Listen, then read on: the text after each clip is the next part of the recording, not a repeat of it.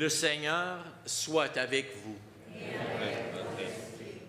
Évangile de Jésus-Christ selon saint Jean.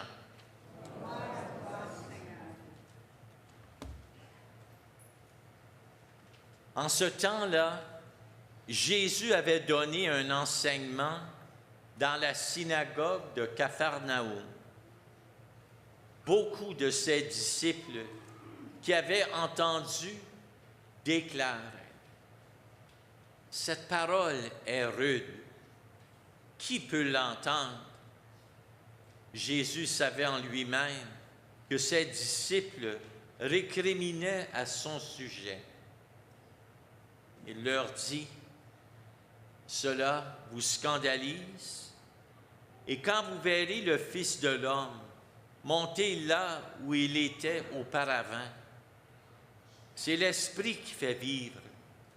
La chair n'est capable de rien.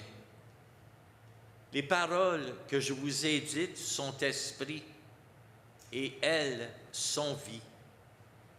Mais il y en a parmi vous qui ne croient pas. » Jésus savait en effet, depuis le commencement, quels étaient ceux qui ne croyaient pas et qui était celui qui le livrerait.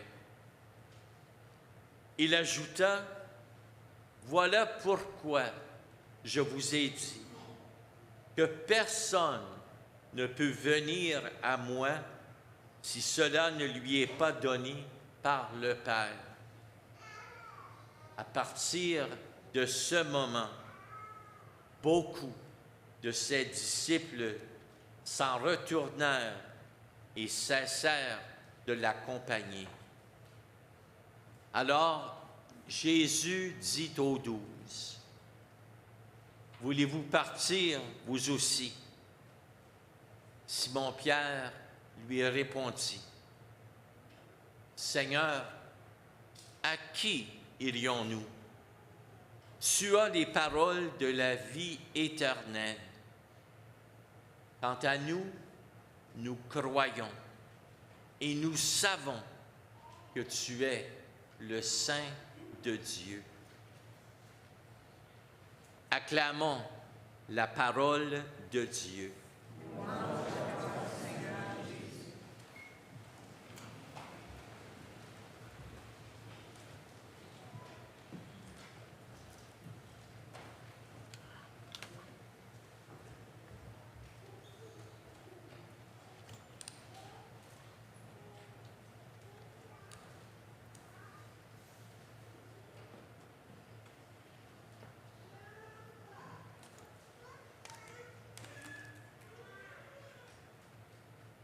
Il y a plusieurs années que j'avais entendu vraiment une belle histoire. C'était au sujet d'un homme qui voulait donner un grand banquet pour tous les gens qui demeuraient dans son village. Il avait invité tout le monde à son festin.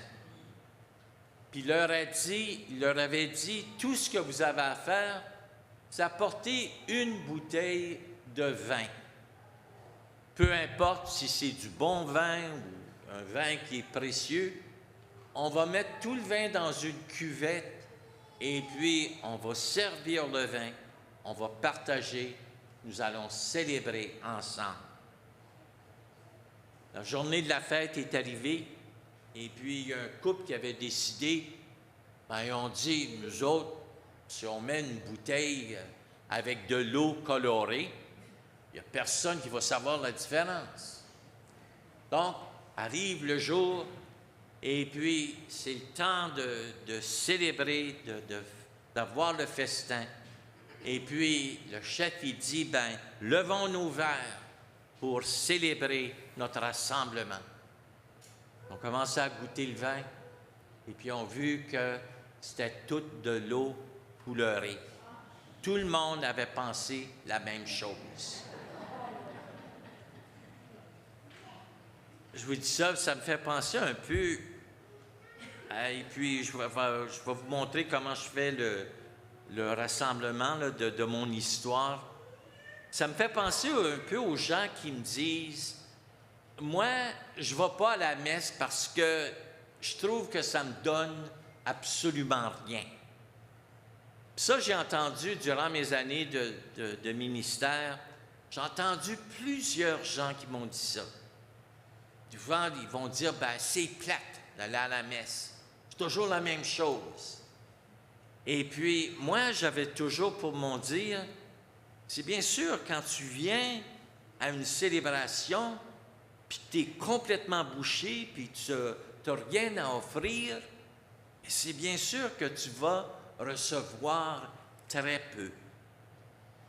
Et je me dis en même temps, dans quelle autre situation dans la vie est-ce que tu peux arriver et apporter rien, ce qui veut dire apporter des cœurs vides, des esprits qui sont vides, et puis que le Seigneur, lui, peut remplir ces cœurs qui sont vides, peut remplir ces esprits qui se sentent souvent égarés. Il ne faut pas oublier que c'est le Seigneur qui nous dit « Moi,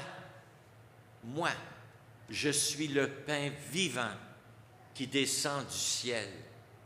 Et celui qui en mange aura la vie éternelle. » Mes amis, ça fait déjà 5 semaines qu'on entend des évangiles qui nous viennent de Saint Jean, qui nous parlent de l'Eucharistie, qui nous parlent de Jésus, pain vivant. Puis c'est 5 semaines de fil qu'on entend, si vous voulez, le même message. Jésus est le pain de la vie. Venez, mangez, venez, buvez, recevez le Seigneur. C'est lui-même qui se donne à chacun et chacune d'entre vous. Vous savez, les métaphores qu'on voit souvent dans l'Évangile, ça ici, c'est pas comme une autre métaphore. Mais c'est plutôt quand Jésus nous dit « Je suis la vigne », il ne nous dit pas ensuite « manger des branches ». Quand il dit « Je suis la lumière du monde », il ne dit pas par après « Venez manger des chandelles ».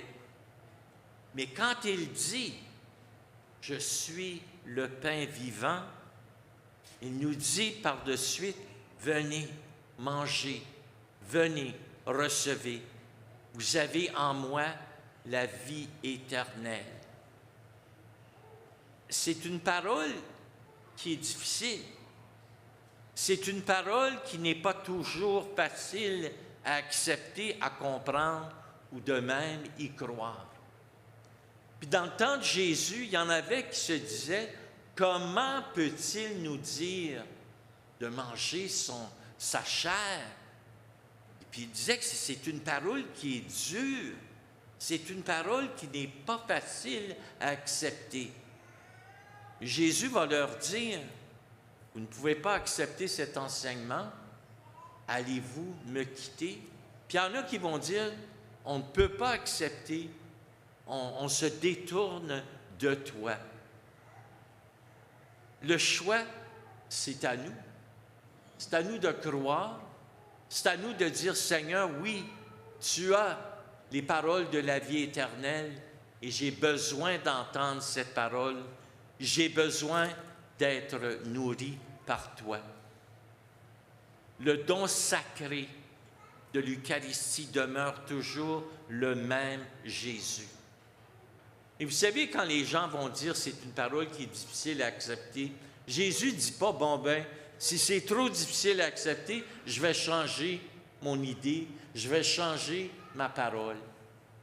C'est pas ça que le Seigneur vient nous dire. Il ne vient pas nous dire si ça ne s'adonne pas, si ce n'est pas quelque chose que vous avez de la misère à croire ou à comprendre, bien, je vais changer pour en effet rendre votre vie plus facile. Le Seigneur ne vient pas changer la parole de vie. Il vient dire c'est le pain de la vie et qui est donné pour la vie du monde. Quand on vient à l'Eucharistie, on vient recevoir le personnage le plus provoquant dans l'histoire de l'humanité. Toi et moi, soyons présents et Dieu, lui, il fait le reste. Saint François de Sales avait dit, il y a deux sortes de personnes qui ont besoin de la communion fréquente. D'abord, les pécheurs, pour devenir meilleurs, et puis les saintes, et les saints, pour y demeurer ainsi. Hein, c'est Pierre, dans l'Évangile d'aujourd'hui, puis on l'entend, qui dit au Seigneur, quand le Seigneur va dire aux apôtres, « Vous autres aussi, allez-vous me quitter? » Et Pierre dit au Seigneur, « Seigneur, à qui irions-nous? C'est toi, tu as des paroles de la vie éternelle. Quant à nous, nous croyons et nous savons que tu es le Saint de Dieu. » Est-ce que c'est ça qu'on dit au Seigneur chaque fois qu'on vient célébrer? Seigneur, nous croyons et nous savons que tu es le Saint de Dieu. Souvenez-vous que quand on arrive et quand on s'arrête pour contempler Dieu, surtout Jésus, Eucharistie, on participe non pas dans un problème qui doit être, qu'on a à résoudre, mais plutôt on vient célébrer un mystère qui doit être vécu.